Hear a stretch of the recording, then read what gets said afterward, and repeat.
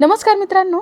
तर घरोघरी मातीच्या चुली या मालिकेच्या 11 मार्चच्या एपिसोडमध्ये छान ट्विस्ट बघायला मिळतोय. आणि ट्विस्ट असा असणार आहे की जानकी मायाला भेटायला येते. ती हात जोडून मायाची माफी मागते आणि मायाला म्हणते, माया, मी हरले, मी मान्य करते. माया म्हणते, हे बघ, हे ना आधीच मान्य करायला हवं होतं, म्हणजे माझ्या भावावर विष पिण्याची वेळ आलीच नसती.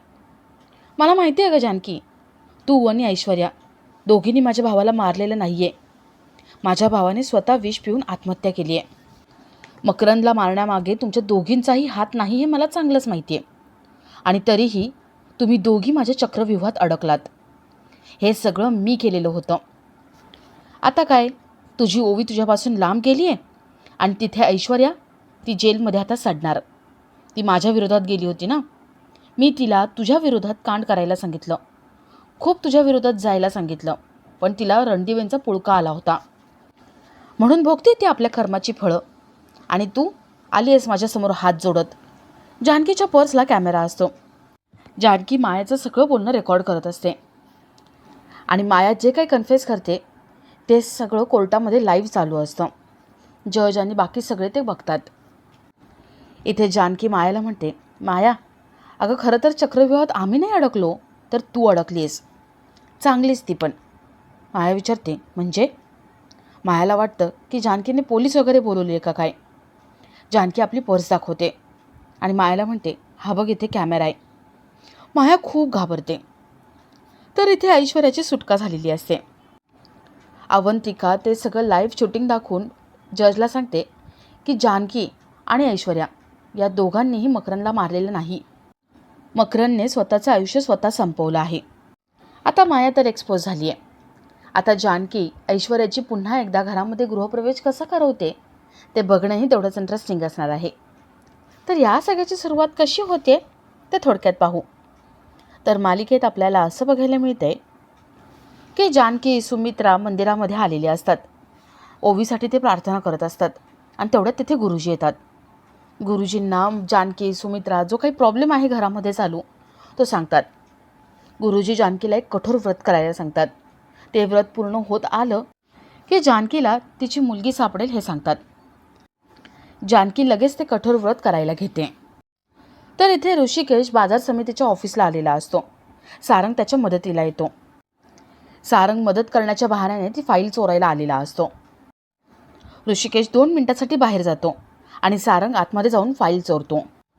तर इथे जानकी गुरुजींनी सांगितल्याप्रमाणे व्रत करत असते आणि ते व्रत करत असताना तिच्या लक्षात येतं की याच मंदिरातून आवाज आला होता. म्हणजे याचाच अर्थ आपली ओवी जवळपास कुठेतरी राहते. मायेने तिला जवळपास कुठेतरी ठेवले. जानकी विचार करते की काय करता येईल, ओवीला कसं शोधता येईल.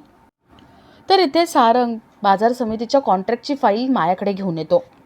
तो मायाला म्हणतो, माया, ही फाईल मी तुला देईन, पण त्याआधी ओवीला माझ्याकडे सोपवायचं. माया म्हणते, आधी मला फाईल चेक करू दे आणि त्यानंतरच. माया फाईल चेक करते आणि सारंगला म्हणते, मी ओवीला कधी तुमच्याकडे देणारच नाही आहे. ओवी माझ्याकडे राहणार आणि तुम्ही फक्त माझ्या तालावर नाचणार. सारंग म्हणतो, माया, तुम्ही विश्वासघात केला आहे. तुम्ही शब्द दिला होता ना. माया म्हणते, शब्द तर लग्नाचा सुद्धा दिला होता, पण लग्न केलं का? नाही ना. सारंग मायाचा गळा धरतो आणि तेवढ्यात मायाचा गुंड मायाच्या मदतीला येतो. तो सारंगला धरून ठेवतो आणि मायाला पळून जाण्यासाठी मदत करतो. तर इथे ऐश्वर्या सयाजीकडे येते. ऐश्वर्या सयाजीला म्हणते, दादा, अहो टी व्हीवरती सगळीकडे बातमी आहे, बघताय ना तुम्ही, ओवी गायब झाली याची बातमी. आता तरी कळते का तुम्हाला? अहो जानकी आपल्याच बाजूने आहे, पण जानकीने कोर्टात खोटी साक्ष देण्यामागे मायाचा हात आहे. अहो मायाने ओवीला किडनॅप केलं आणि त्यामुळे जानकीला आपली साक्ष पलटावी लागली. दादा, प्लीज विश्वास ठेवा जानकीवर. सयाजी म्हणतो, तू विश्वास ठेवतेस ना? उद्या तुला कोर्टात हजर व्हायला सांगितले. आता सांग ना, त्या जानकी, अवंतिका यांनी काही केलं आहे का? तुला सोडवण्यासाठी काहीतरी प्रयत्न केलेत का? ऐश्वर्या म्हणते, दादा, अहो ते प्रयत्न करत असतील. तुम्ही प्लीज एकदा त्यांच्यावर विश्वास ठेवा. अहो त्यांना माझं चांगलं झालेलं बघायचं आहे. सयाजी काय ऐश्वर्यावर विश्वास ठेवायला तयार नसतो आणि तेवढ्यात सयाजीला मायाचा फोन येतो. माया सयाजीला म्हणते, सयाजीराव, अहो बाजार समितीचे कॉन्ट्रॅक्टचे पेपर माझ्या हातात आहेत. सारंगने मला हे ते पेपर्स आणून दिले. तुम्हाला जर खोटं वाटत असेल तर जा बाजार समितीच्या ऑफिसला आणि बघा. आत्ताच हा चान्स आहे. बाजार समितीचं अध्यक्षपद हे तुम्हाला मिळू शकतं. करा प्रयत्न. सयाजी खुश होतून तिथून निघतो. ऐश्वर्याने सगळं ऐकलेलं असतं. ऐश्वर्या जानकीला भेटायला निघते. थोड्या वेळाने ऐश्वर्या जानकीला भेटायला मंदिरात येते. जानकी म्हणते, ऐश्वर्या, तुझा माझ्यावरचा राग गेला? ऐश्वर्या म्हणते, हो जानकी, माझा राग गेलाय.